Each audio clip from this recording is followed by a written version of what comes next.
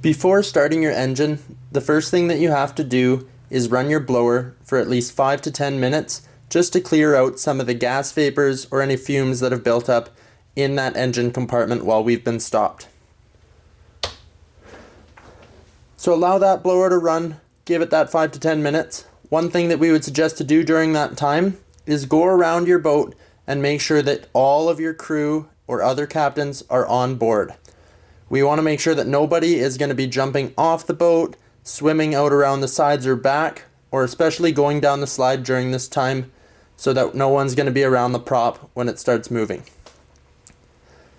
After giving the boat the 5 to 10 minutes to clear out some of the fumes that have built up, we can turn off the blower, and our next step is to turn the key to the on position.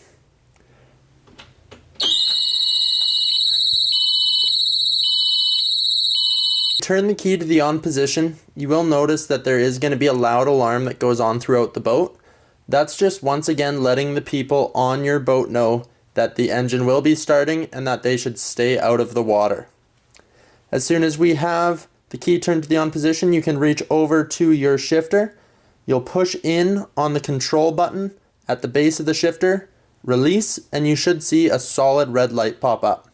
That's just indicating that we now have power at the lower helm station and we'll be able to control the boat from the station we are at. And you have that red solid light. We're going to once again push and hold the control button this time and put your throttle one click forward as we hold in the button. You'll see a flashing red light come on, which means we can release the button now. What we've done there is we put the boat into neutral lock, so now we can apply throttle without actually putting the boat into gear just for while we were getting it started.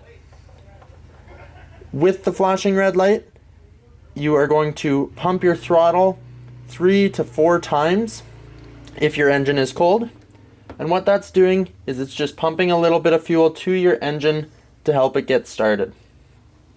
After you've pumped fuel, you can simply return the throttle back to the halfway position and you will be able to just turn your key over and start your boat.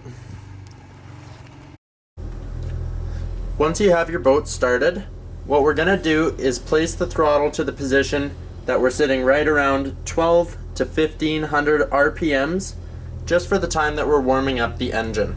If you bring it back to neutral right away, you may have the boat die on you. You can also now see that you have your fuel gauges at either corner of the dash, as well as your voltage on your engine start battery.